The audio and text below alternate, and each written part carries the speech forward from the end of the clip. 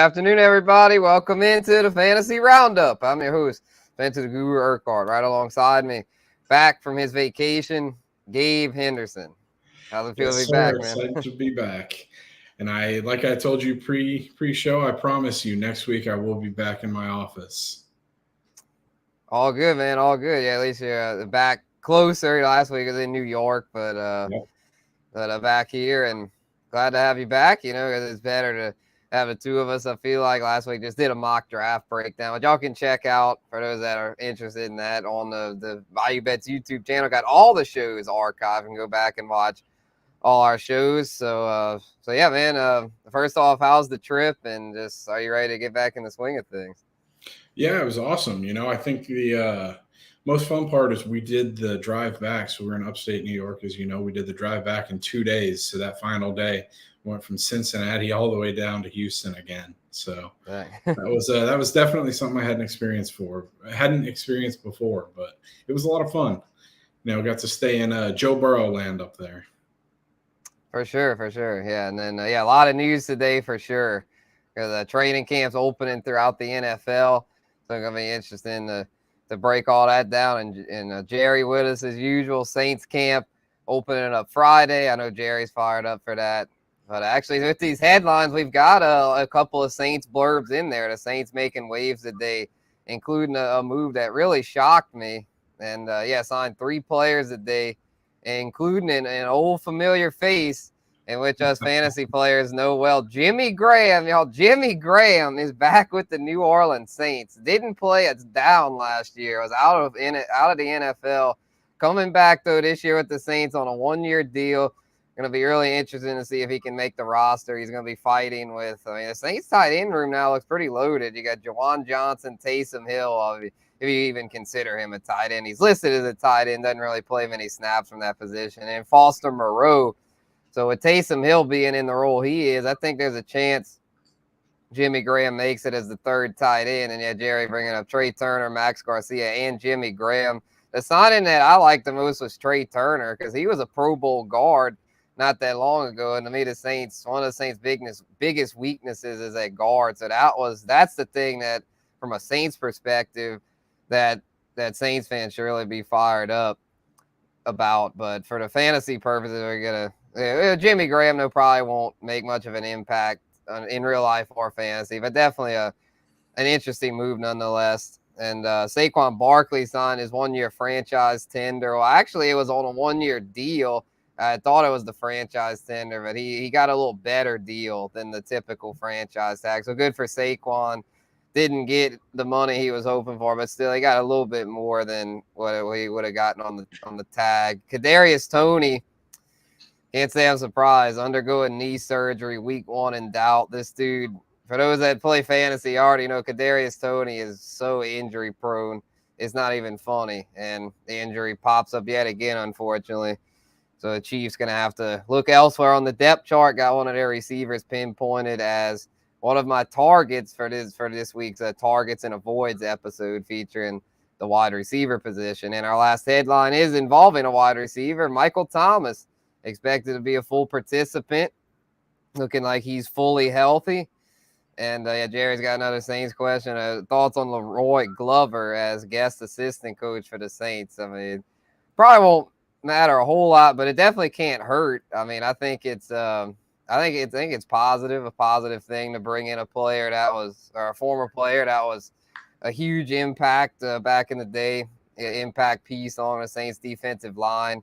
Was a star in the Jim Haslett era. So, I think it's good to bring him in because the Saints defensive line probably needs some mentoring because outside of Cam Jordan, very inexperienced. So, I like that. I like what they did there bringing in Leroy Glover. And then Jonathan Taylor. I know you mentioned Gabe before the show. He was placed on the PUP list, a surprising move. So, just, like my dad said, a lot of news today. Any thoughts on all this? And hopefully Graham has some fumes left in the tank near the goal line. I mean, he might, but he got Juwan Johnson, so I don't really see him having much of an impact. But maybe he's got more gas in the tank than I'm giving him credit for. Yeah, maybe someone in the Saints organization knows something that we don't. That Jimmy Graham news was very surprising to see this morning.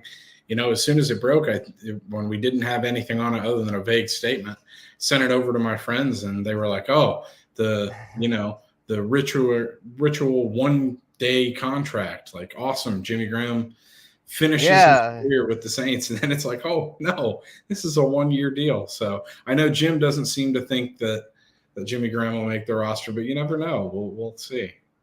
Right. Yeah. I don't know if he will or not. I was saying no, but it's like, I mean, I feel like if you're going to bring in a name like that, you don't just bring it in for publicity. It's like, if you sign someone like that, it's like, considering the Saints are serious, trying to contend, like if they were a team that's just kind of not really contending, trying to bring him in for publicity, kind of like the Bucks, like a team that's just looking rough. But if you're a team like the Saints, it's like you're trying to contend. You're not just bringing in people for a feel good story. They legit must think he's got something, because Yeah, I I don't. think if they were doing it for publicity, they probably would have done it last year. Yeah, I guess because of the quarterback situation not being as sound. But yeah, this year you got Derek Carr mentioned to see if him and Jimmy can get some chemistry going. And also, hopefully, it's nothing. As far as we know, Foster Moreau's in the clear, but maybe coming off of the Hodgkin's lymphoma, maybe he's coming along a little slower than expected. That may have played a part in it as well. Hopefully, Foster is all good, though. Hopefully, that's not the reason why they brought in Jimmy Graham, but just trying to context clues here, trying to figure Yep. out why it might be that they would have brought in a player that, I mean, didn't even play it down last year. So we'll see. But I mean, he's definitely was a fan favorite, and yeah, could be a mentor as well. Could So be. should can't hurt. Tight end room should at least be a decent part of the team. Probably not a strength, but also not a weakness. So, and then especially if you count Taysom Hill as a tight end, then it's a strength because of what he can do all around the formation. But yeah, a lot breaking here. So the theme of the day is wide receivers, though. We're gonna have some running back talk later. Gabe's got his rant planned about the running back position. It's just been the big topic, especially after Austin Eckler's alleged Zoom call with 12 other star running backs. So we'll see. We'll see if anything comes from that. Probably not. The CBA is pretty much set in stone. But let's talk receivers here. We're gonna start it off with our early round targets, and I see Gabe's targeting someone who's to me going a little bit low there. CD Lamb, I thought, considering how well he did last year, had the third-year breakout we expected. I was thinking he'd maybe be going in the mid-first round in PPR leagues, but he's going at the back end of that draft, at the first. So I'm kind of thinking CD is someone that is a target because he's only got room to grow entering his fourth season. Yeah, for sure. And not only that, I think the offensive situation in Dallas is going to improve with, a new, I mean, it almost has to, given the circumstances. I don't think Jerry Jones is going to put up with mediocrity for much longer. But they've got a new coordinator there. And, I think one of the moves this offseason that's really flown under the radar has been adding Brandon Cooks. I know a lot of people are just brushing that one off. Oh, Brandon Cooks is old now. He's still 1,000-yard receiver on his day. And he's really going to take away some of the pressure on CeeDee Lamb. And I think CD will really succeed there. Yeah, for sure. For sure. I think so too. I think it's a good combo there. Dak Prescott should do better this year. And a new play caller over there should kind of freshen things up there in Dallas. So, yeah, I was going to say, and it's hard for Dak Prescott to have a worse season than he did last year. I mean, say what you will about Dak Prescott. He's a very talented quarterback on his day. Right. Yeah, I think the Kellen Moore system kind of ran stale over there, so it needed to change the scenery. But for those that are just tuning in, you're watching the Fantasy Roundup presented by Caesar Sportsbook, official odds partner of bet.nola.com. Head to nola.com/Caesars to get a risk-free first bet offer if you haven't done so already. But today we're talking wide receivers, who to target. who to avoid. Drafts are coming up, y'all. It's officially redraft season. We're out of dynasty mode. If you haven't done your dynasty draft yet, well, you probably missed the boat because now FIFA are on the redraft, doing this, one and done. You draft your team for this season. Don't worry about the future. Or, the future for this season. But don't worry about, is it going to be good in 2025? You're just worried about how they're going to do it this season. So my target here is Amon-Ra St. Brown, who's a guy that's more popular in the dynasty community than the redraft community because he's so young. But I think the future is now for him. I mean, he proved it last year. He had over 100 receptions. And to me, he's someone I really like in the mid-second round because he's safe. Like, you know what you're getting. And he's also has upside. He's got room for growth. So I think he's a very good value in the middle of the second because the guys going around his range are usually guys like those questionable running backs like Josh Jacobs, Derrick Henry, Jonathan Taylor, Saquon, guys that, they're stud workhorse running backs when healthy, but you never know when they might get hurt. And then the other receivers in that range, a little less dependable from a target standpoint. A.J. Brown, yes, he's uber efficient, but are the targets going to be there? Devontae Smith's there, so it's kind of like, it's a little worrisome. Same with Jalen Waddle, it's having to be next to Tyreek Hill. So I feel like with Amon-Ra, he's the clear-cut top target. Jameson Williams is suspended the first 6 weeks. And him and Jared Goff have great chemistry. They showed it last year. They kept it going all throughout the season, very consistent. And he's a young receiver to where I think could take another step forward this year in what will be his third full season. Because in his second season, he had a remarkable sophomore season. No sophomore slump for Amon-Ra, and I think year 3 will be even better. Let me say this, Spencer. This might surprise you.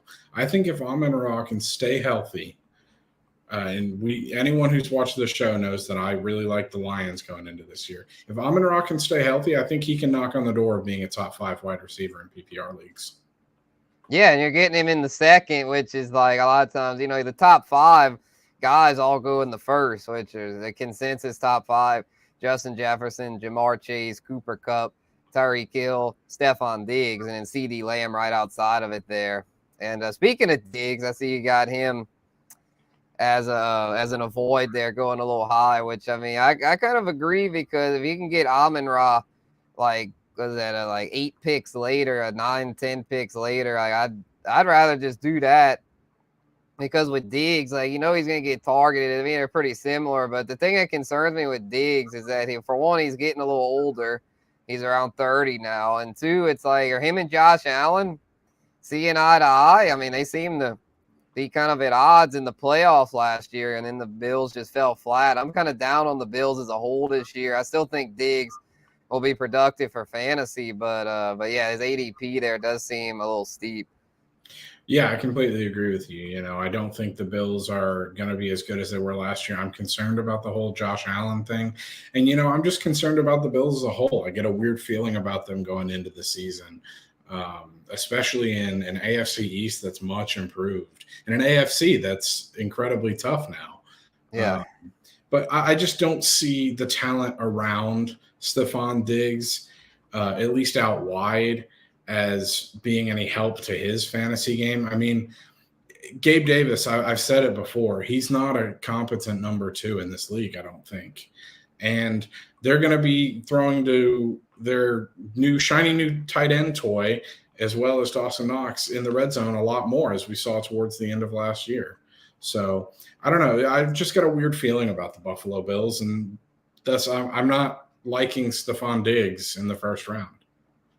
Mm-hmm. Yeah, he should still be solid, but yeah, it might not be quite as good. And at this price point, you're paying for him to be just as good or better than he's ever been. And from just a target market share standpoint, he should be, but it's like with the addition of Kincaid, it could kind of change things up a little bit. So, and I really like Kincaid.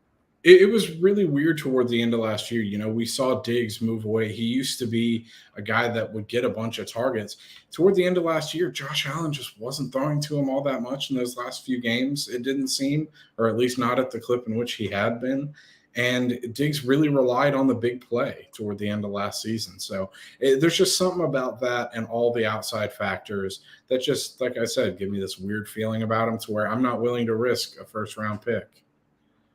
Mm-hmm. Yeah, the one I'm avoiding is Devontae Adams because we think the Bills situation's sketchy. The Raiders, my God, that's a total train wreck over there. I mean, Josh Jacobs holding out, might not play week 1, in which case they're going to really, defenses are really going to be on Devontae Adams. And I know last year he was able to do his thing despite not having much support, but he had Derek Carr last year, who was someone he had chemistry with dating back to college. This year, he's got Jimmy Garoppolo, someone he's never caught passes from, and just his whole attitude this offseason was not positive about it. Whenever all this in free agency went down, he put on his Instagram stories like, "No one hit me up about this." Like basically just like, and I took from that he was mad. Like I don't think he was happy with what the Raiders did. I think what he was hoping for that they would go out and get Aaron Rodgers and reunite him with Aaron Rodgers, but instead, they get Jimmy G, who when healthy is okay, but he's nothing special. And that's why I say when healthy,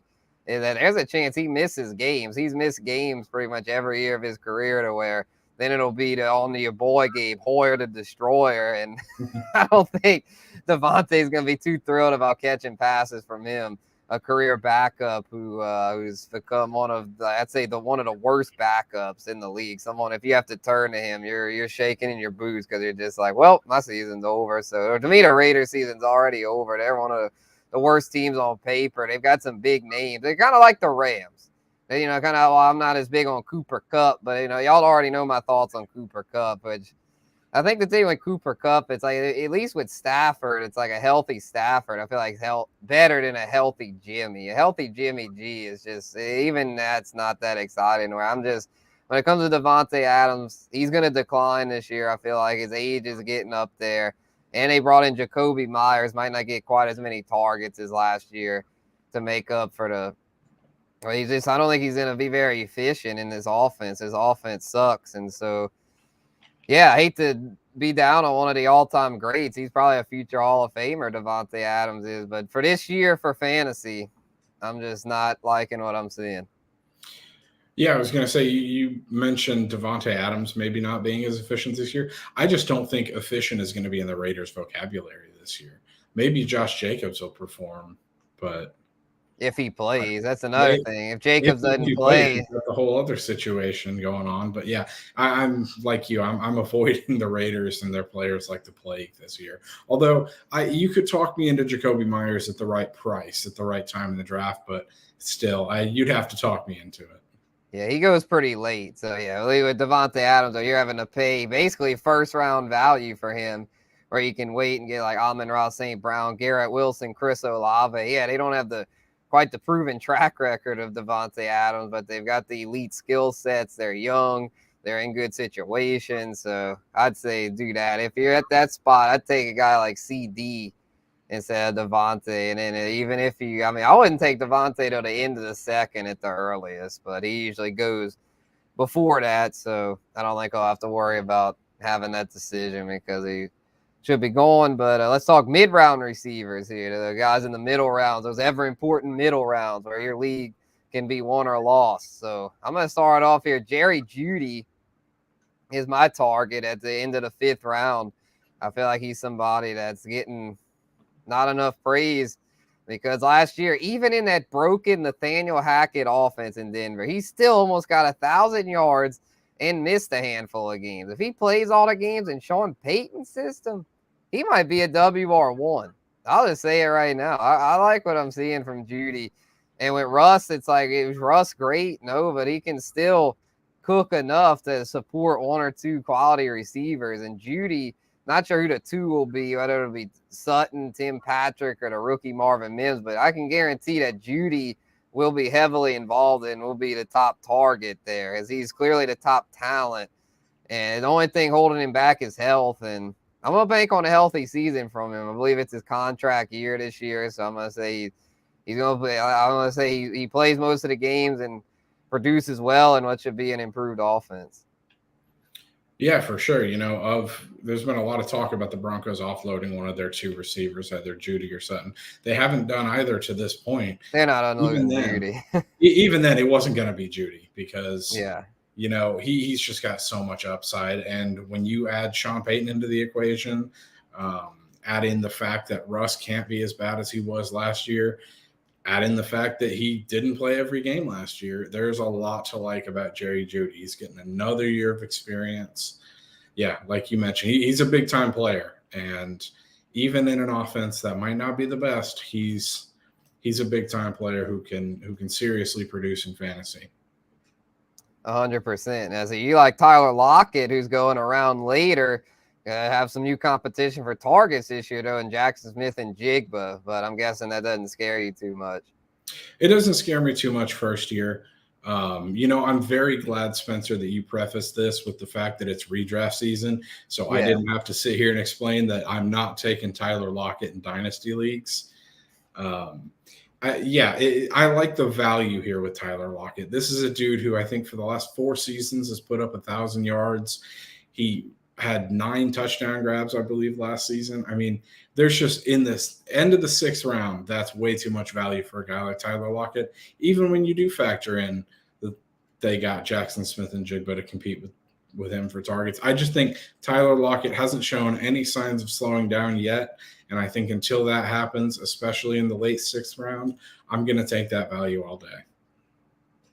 Yeah, for sure. Yeah, I think the 6th round, is like, I wouldn't say it's like too steep, but it seems like a tad steep considering you got the all the competition now. Well, it's still going to be a pretty run-heavy offense. Pete Carroll's offense is always pretty run-heavy, so it's like I feel like someone's going to kind of – it might be DK Metcalf. I'm not really targeting him either because it's like we don't know which one might fall off. If anything, Tyler Lockett's the more reliable one. It's just the thing, though, that's a little concerning with Lockett is his age. He hadn't really shown it yet, but this might be the year that he does with, like, with JSN in there. It's like maybe the Seahawks are kind of seeing the handwriting on the wall with a potential decline. But I feel like, though, at the right price, at like early 7th, I'd probably like it better because JSN is an elite talent. He will be involved as a rookie.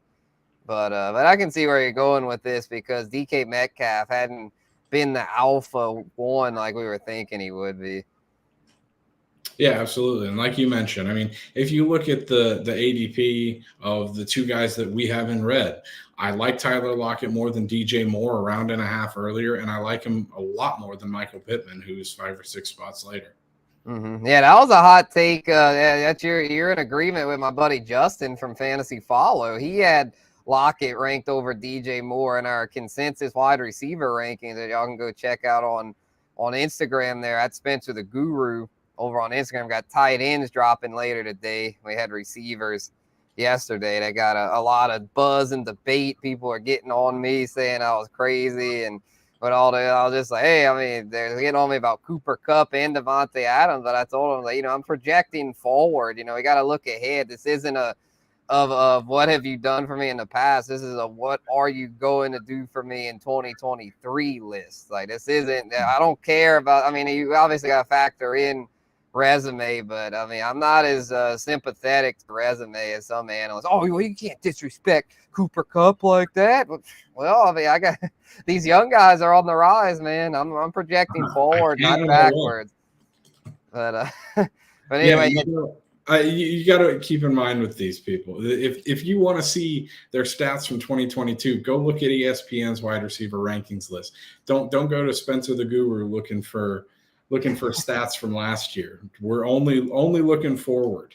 Exactly. So yeah, my list is definitely more bold than ESPN's, but I feel like it's more accurate at the end of the day because it factors in a lot more. It doesn't try to just play it safe. We factor in coaching changes, personnel changes, offensive line, quarterback. We factor in the whole shebang with it. We don't just look at the stats. We look at why the stats happened as they did. There's always a why to these stats. It's not good to just look at the stats and be like, oh, well, that's the way it is. Baseball and basketball, probably more so like that. But with football, you got to look at it's so many variables as far as how players perform. I feel like football's the most, when it comes to fantasy, the most dependent on the player's performance is most dependent on the teammates around him. So you got to factor all that stuff in when doing the rankings. But DJ Moore, though, new team for him. Headed to Chicago. I think he could do pretty well there. Justin Fields throwing to him. ADP a little steep. So Gabe Gabe's out, it looks like, on DJ. Yeah, I'm not so much out on DJ as I am DJ's situation. I'm just, until I see it, I'm not trusting Justin Fields in the passing game just yet. I mean, I'm not comparing apples to apples here when I'm saying look at Claypool and last year, because DJ Moore is twice the receiver that Chase Claypool is, if not more. But no pun intended. But yeah, I'm not going to believe that DJ Moore can rack up 1,000 yards with Justin Fields. And this is a guy who's kind of teetered on the brink of a elite wide receiver too over the last few years, but he's never giving you that consistency per se. He's a little too inconsistent for me. And I think when you go to a passing game, that's the model of inconsistency. I'm not touching it in the first year. I could see it working, but I'm just one of those people. I'm not going to take a gamble in the early 5th round on a guy on a new team with an unproven passing quarterback. Mm-hmm. Yeah, I'd much rather him in best ball, regular leagues. It's like he's going to have some weeks where the Bears, it's a work in progress passing game where they're going to have some dud weeks, I'm sure. Kind of like Christian Watson. I feel like him and Christian Watson are very similar, kind of like how the Packers passing game work in progress with Jordan Love. So to me, I like both of them in best ball a lot, because it's like with best ball, you don't have to set the lineup. So if they do really well, cool. If not, then you'll probably use one of your bench guys. But in regular, where you have to set your lineup leagues, you're probably pulling your hair out with guys like this if you take them too high and feel like they're someone you have to start. Where if you take DJ Moore like in the 6th as opposed to the 5th, you'll be like, yeah, I took him kind of high, but if he starts off slower, so I won't feel like obligated to start him. Where if you take someone in the first 5, you tend to be like, well, I got to start them. And it's like, and if they don't perform, it's just like, what do I do? So, yeah, ADP probably a little too high, but I do like the prospects there with Fields. I think he could have a big second half. He's someone, if you draft him, be patient, because I think Fields is only improving as a quarterback, even though Jim Derry doesn't seem to think so. I'm not going to be as extreme as Jim. I think there's room to improve there, and I think he will improve. I'm not ready to take DJ Moore in the 5th round to wait on a project. Your 5th round pick should not be a wait and see. It should be a guy that's going to contribute from day one. Yeah, for sure. And speaking of a project, man, Anthony Richardson to Michael Pittman, that is going to be ugly, y'all. That's why I don't want any part of Michael Pittman. I think the Colts passing game might end up the worst in the NFL this year. I really do. I think, if anything, they might just start Gardner Minshew more, but it's like, I mean, no disrespect to the mustache king, but it's just like he is what he is. He's a backup quarterback. Like, it's not going to be pretty, but it could help Pittman at least be decent. But the thing is, though, I think they're going to turn to Richardson fairly early in the year, because this is a rebuilding year in Indy. I don't think they're hiding it. I think it's even more of a rebuild for them than the Texans, because at least the Texans were able to get a lot of good young pieces, where the Colts are still stuck with guys that they had under contract from the old regime, guys like Shaquille Leonard, that it's like, probably aren't going to be very good. So they're going to be in for a rough one, I feel like. So Michael Pittman, I just don't want any part of it. Don't know how he's going to gel with the new quarterbacks. Plus the offense itself, I think, is going to just be really crappy, to where last year he was very dependent on receptions, but he had the old man Matt Ryan throwing to him, old noodle arm. Anthony Richardson's got a cannon arm, but he's going to try to chuck it down, but it's going to be a lot of misses down the field. And so this is a situation I just am not messing with. It's not a knock on Pittman as a talent. It's more the situation. Pittman's a solid talent, but I feel like last year we were taking him way too high. His draft price got way out of control. So I feel like now it's kind of come back down, but still not down enough for me to take him, because I just don't like the year one of his new offense, and I just think it's going to be an ugly one for the passing attack. Kind of like the Bears last year. I think the Colts are going to be last year's Bears. Yeah, for sure. And, hindsight's 2020. So when we talk about his ADP last year, I still think he had a decent campaign, all things considered. We also thought that Matt Ryan was going to light it up in Indy last year, and that took about 3 or 4 games to disprove. But yeah, I think it'll take a little while there. Michael Pittman can still get his, but just similar to my DJ Moore pick. I think he's a solid receiver. I don't like what they have going on in the passing game as a whole. Yeah, pretty rough there. But let's move on to our late round targets. And I could not believe this, that Sky Moore's ADP is still in the 14th round. I mean, come on, y'all. Wake up, man. This dude is foul. I think they're going to wake up now that Kadarius Toney's injured. So this ADP will not be down this. I bet it's going to be up into the 10th round here pretty soon, because Sky Moore is someone that even before Toney's injury, I thought could be a significant piece of this Chiefs offense. But now that Toney's down, I really look for Sky Moore to take over Juju's role from last year. Kelsey's still going to be the alpha, but Juju's role was solid. He was a solid number 2, and that's what I think Sky Moore is going to be. And so he's a guy I think that's going to get around 800 to 900 yards. And you're getting him basically for free. Like, I mean, how is this happening, y'all? I mean, Patrick Mahomes will get his. Someone's going to get theirs for the Chiefs.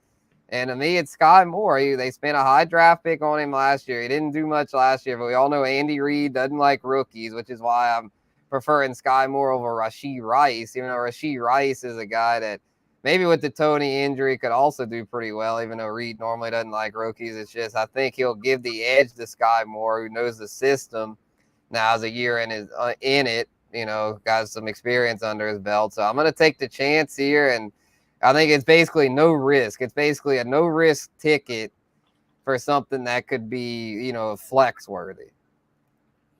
Yeah, for sure. This is in the 14th round. It's about as no risk can get. Yeah, and it makes no sense how it's like, to me, I was taking him. I was like, well, if you take him, if you want to take him like in the 9th or 10th round, it might be a little steep, but I wouldn't fault you. Where this is just like, are you kidding me? Well, a lot of times I felt like the sweet spot was like the 11th or 12th. So, but yeah, a lot of these guys going in that similar range. So you got Rondale Moore there as your target, who's going in the middle of the 14th. Cardinals passing game looking ugly, but outside of Hollywood Brown, they don't really have much there. Zach Ertz is old and coming off injury, so even with Kyler's injury, you still think Rondale could do well? I think so. And, as we just talked about in the 14th round, it's free. It's hit or miss. I mean, we're talking about a guy in Rondale Moore who had he played in 8 games last year. 4 of the 8 games, he was ranked in or near the top 25 for receiver rankings. So if you can get a guy who's relatively consistently in the top 25 each week, I know he's coming off an injury, but if he can stay healthy, it's worth the reach in the 14th round. I mean, you're not going to get many other better receivers or receivers who have better projections than Rondale Moore. Just a lot of people forget about him because, as you mentioned, Kyler's going to be out. The Cardinals passing game looks terrible outside of Hollywood Brown. So I think Rondale Moore could really be a solid number 2 on bye weeks where for your other receivers. This is one of those guys that you might slot into play. You just leave on your bench, but he can break out in any given week. So if he has those good weeks, I think it's worth a flyer. Hell yeah. Yeah, could. Yeah, definitely at that price point could be. And yeah, we'll see who ends up the quarterback there early. That might kind of play a factor in it for me. I'd almost rather it be probably Colt McCoy. And they're talking about maybe Clayton Tune from Houston, but I'd probably rather the think and dunk veteran as opposed to the young guy who's going to probably try to do too much. But and let's be honest with ourselves, Spencer. You're not starting any 14th round in the first few weeks. Yeah. So if you're taking Rondale Moore, he's going to sit on your bench. Just kind of let it ride while he comes back from injury, while Kyler comes back from injury, and just see where it takes you.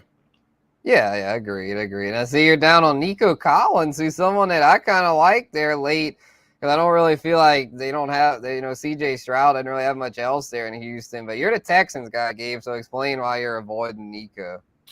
Yeah, we've just heard, at least here in Houston, and I know some fantasy gurus, so to speak, not speaking directly at you.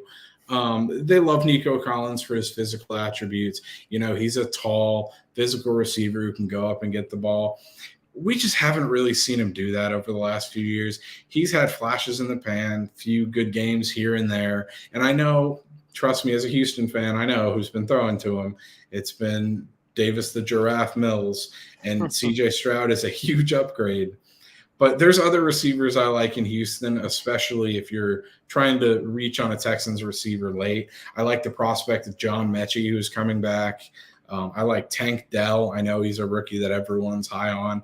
And hell, I might even take a flyer on a Robert Woods resurgence over Nico Collins. I mentioned earlier, I have to see it to believe it. And I think there is talent in Nico Collins, but until I see it, I'm just not really going to believe all the hype yet. Yeah, for sure.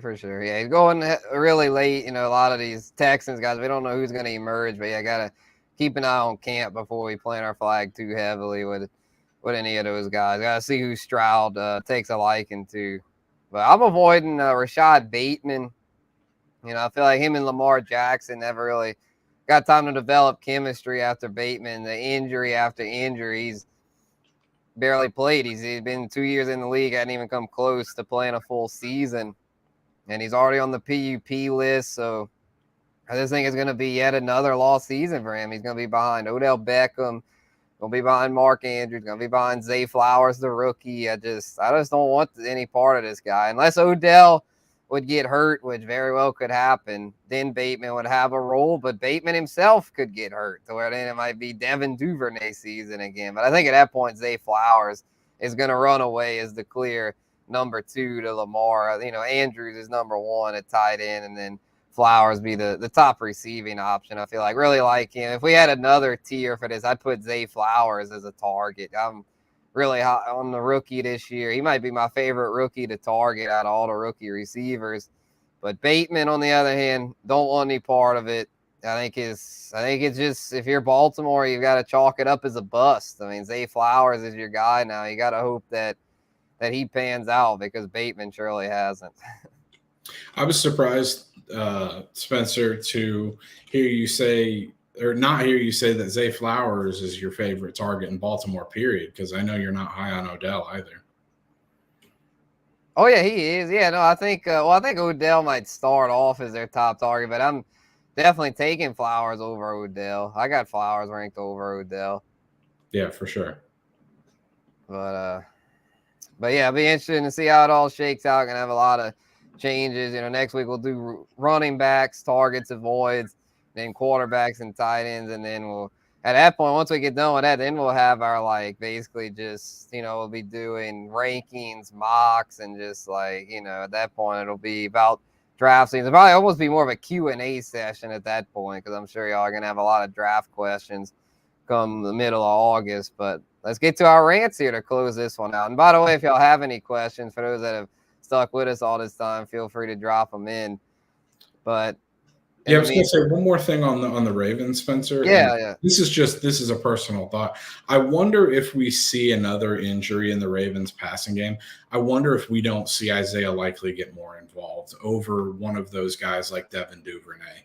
Yeah, he could. They run a lot of 12 personnel, 2 tight end sets. So yeah, Likely another name to keep an eye on. We'll get to that soon when we talk tight ends. But yeah, Gabe's ran here. Don't be like NFL owners during your fantasy drafts. Yeah, Spencer, I know we're 2 people who just we're tired of hearing about all the latest trends in fantasy and all this kind of stuff, where these people think they have the hottest new ideas.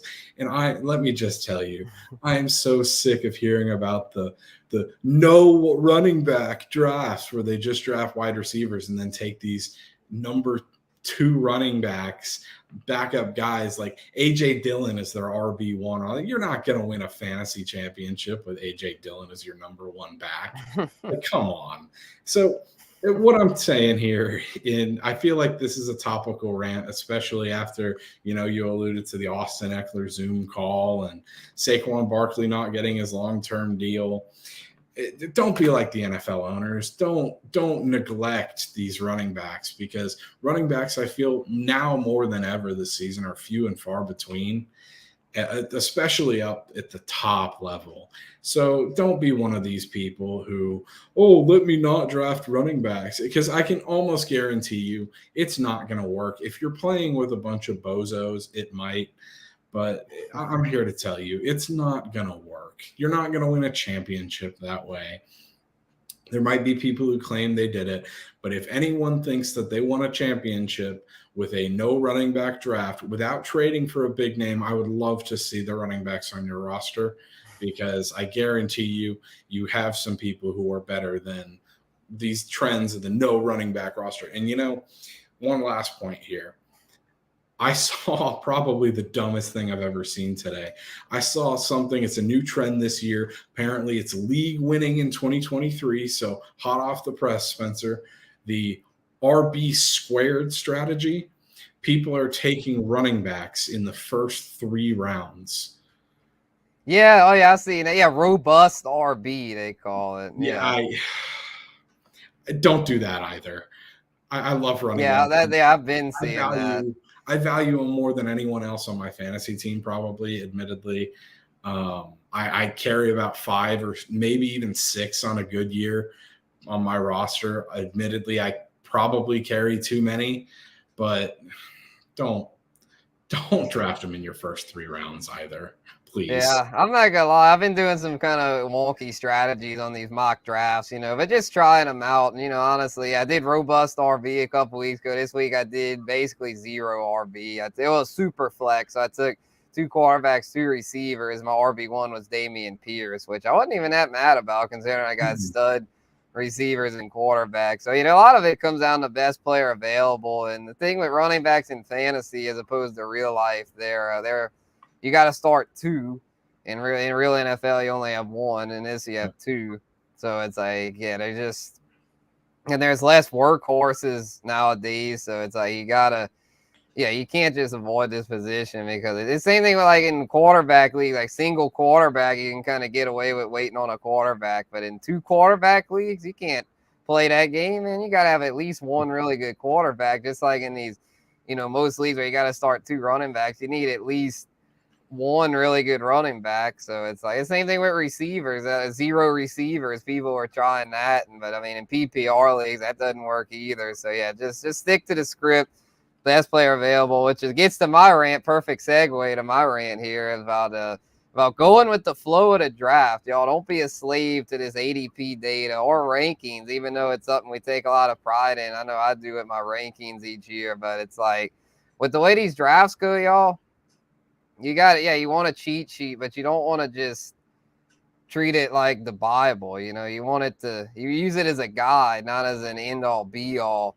Because it's like sometimes the way a draft flows, right? Like you have a big tight end run, and let's just say, like, not that I'm saying to reach on a tight end, but it's like if you're in a league where they're taking a lot of tight ends in order to avoid like the dumpster, to be in the dumpster at the position. Like if you think a guy like David Njoku could break out, and potentially be top 5. Don't be afraid to take him a little earlier than usual if you see the way to tight ends, if they're flying off the board, just kind of seeing how these things go, because then it's like it won't really hurt you that much because then everyone else has done it, and then you can still get good skill guys later. So it's like, kind of just go with the flow, stick to your board, stick to best player available, but you might have to make some adjustments along the way to where it's like, you gotta be flexible, gotta be, open-minded.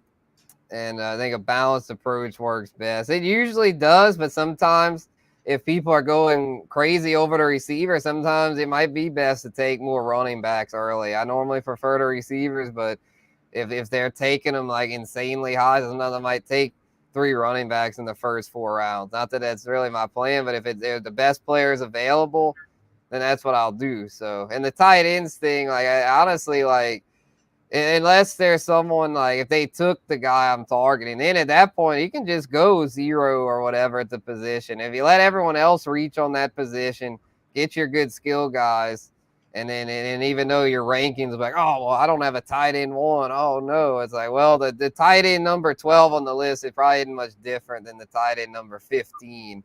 So like I said, just don't trip if your team doesn't line up exactly the way the list says it should, because, and also with this ADP data, it's like every league's different. Every league is different minds in there. So just because what this ADP data says, oh, you can do, oh, if you like a player, take them. Oh, I can wait on them. Their ADP's low. Well, if someone else in your league likes them, you're not going to get them. So Don't go too wild about this ADP stuff. It's just using it as a guide. It's not set in stone. Yeah, exactly. I mean, when you're talking fantasy football, you can read as many mock drafts, you can look at as many different sites, ADPs as you want. You in a standard league, 12 team, 16 places on your team, there are 12 to the 16th factorial different combinations of things that people can do, and probably even more when you factor in all the different players. But I'm no mathematician, so I'm not really trying to do that math. But if you Google 12 to the 16th factorial, Spencer, you're going to get a huge number, an incomparable number. So don't even try and limit yourself because of how many mock drafts you've listened to, you're partaken in. Just go with the flow of the draft. Every single one will be different.